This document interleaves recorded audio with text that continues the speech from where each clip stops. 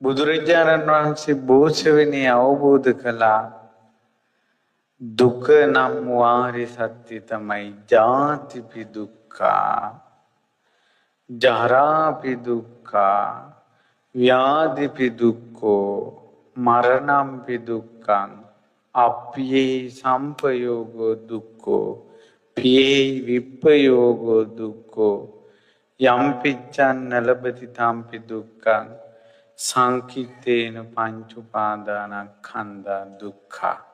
ඔය තමයි දුක නම් වූ ආර්ය සත්‍යය.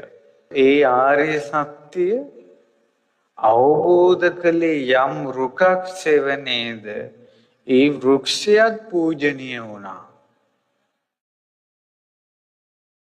ඒ වෘක්ෂයට වදින කෙනාට සුගති නිවන් සැප ලැබුණා නම් ඒ ධර්මය අවබෝධ කරපු උත්තමයාට වඳිනකොට කොහොමනම් ශාන්තියක් සැනසෙල්ලක් ලැබෙනවද?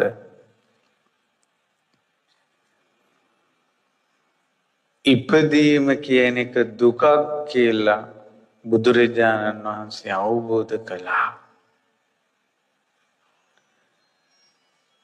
ඉපදුන නිසයි මේ හැම දුකකම මුල. අපි කියන්නේ උඹලා ඉන්න තැනක නම් ඉපදෙන්න එපා. ඒ කියන්නේ නුඹලා ඉන්නේ නැති තැනක ඉපදෙන්න කැමැති.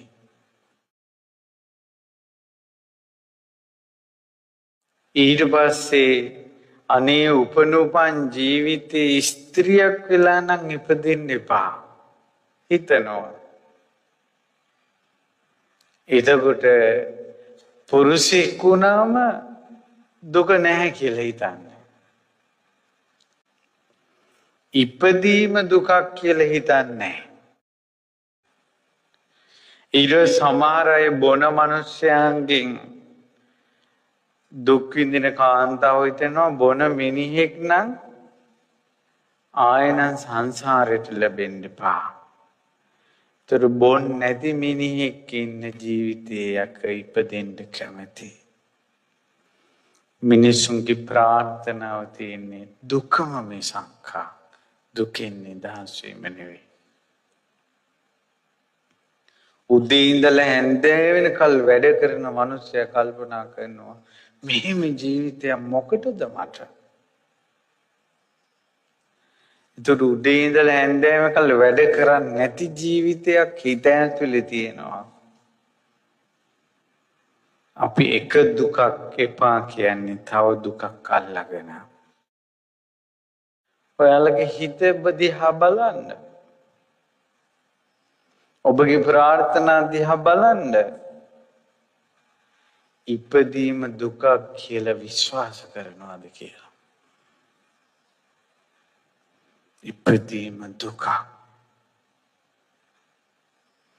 සාරිපුත්ත මහරහතන් වහන්සේගෙන් එක්තරා බ්‍රාහ්මණෙක් ඇවිල්ලා අහනවා ස්වාමීනි දුක කියන්නේ මොකද්ද? සැප කියලා කියන්නේ මොකද්ද කියලා මට තේරුම් කරලා දෙන්න. බ්‍රාහ්මණය ඉපදීම දුක ඉපදීන්නේ නැති එක සැප. බ්‍රාහ්මණය උපන් කෙනාට තමයි සීතල කියන එක දැනෙන්නේ. උණුසුම කියන එක දැනෙන්නේ. බඩගින්න දැනෙනවා. පිපාසය දැනෙනවා. ඊළඟට මල මුත්‍රා කිරීමේ දුක තියෙනවා. ඉපදුන කෙනාට තමයි මැසි මදුරුවෝ කන්නේ. සතා සර්පයා දෂ්ට කරන්නේ. ඉපදුන නිසා තමයි අවියායුධයෙන් පහර කන්න සිද්ධ වෙන්නේ. සාරිපුත්ත මහරහතන් වහන්සේ දේශනා කරනවා ඉපදුන නිසා තමයි වටේ පිටේ ඉන්න ඥාතින් ඇවිල්ලා විටින් විට ඔළුව අවුල් කරන්නේ. ඥාතින් තමාව කුපිත කරවන්නේ උපන් නිසා. ඔයාලා යසට සැනසille ඉන්න වෙලාවක් බලන්න කවුරු හරි ඇවිල්ලා ඔළුව අවුල් කරනවා. අපිට හිතුන්නේ උපන් නිසා කියලා. මැසි මඳුරුව කන්නේ පවා මේ වැස්සට තෙමිලා අවුවට කරවෙලා දුකක් එනවා නම් ඒ ඔක්කොම ඉපදුන නිසා. ගෙයක් නැති ප්‍රශ්න, හරියමං ඥාතියෙක් නැති ප්‍රශ්න, හරියමං රස්සාවක් නැති ප්‍රශ්න මේ ඔක්කොම ඉපදුන නිසා. ඉපදීම දුකක්. ජාතිපි දුක්ඛා, ජරාපි දුක්ඛා, වයසට යෑම දුකක්.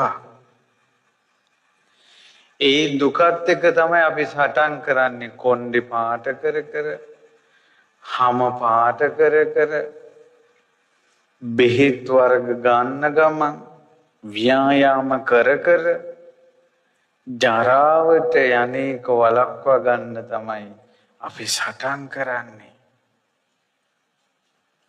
වයසට යෑම දුකක්.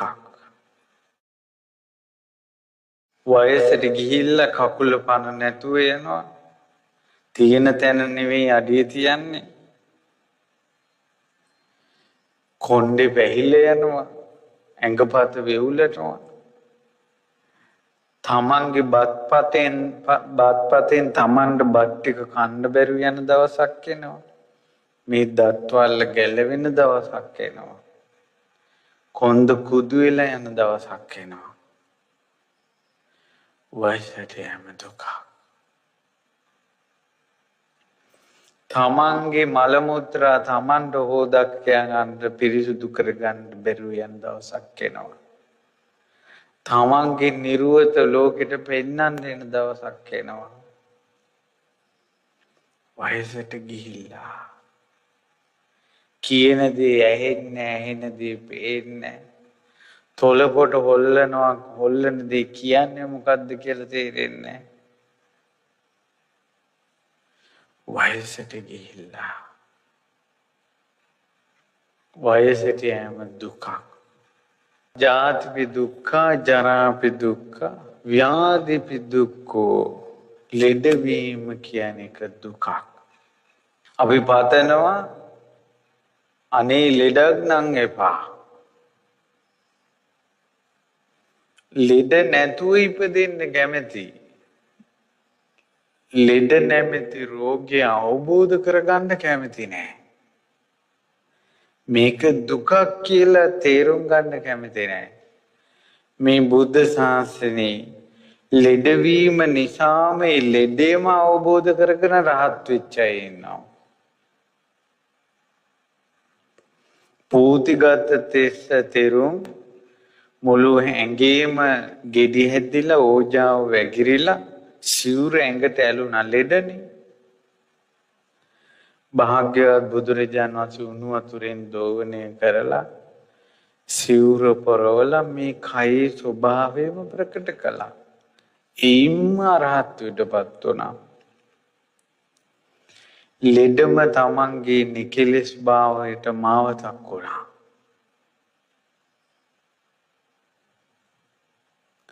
අපි ලෙඩ නැති ජීවිතයක් පතනවා. එතකොට දුක නැති කරගන්න හදනවා පැතීමෙන්. ලෙඩ වෙන ජීවිතයක් අපි කාටත් උරුමයි. මරණම්පි දුක්ඛං. මරණය දුකක් කියලා විශ්වාස කරන්නේ කවුද අද කාලේ?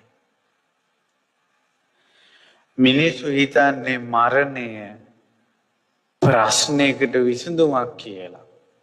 අනේ මම මැරිලා යන්නේ නෑනේ. ඔයාලටත් හිතෙලා ඇති.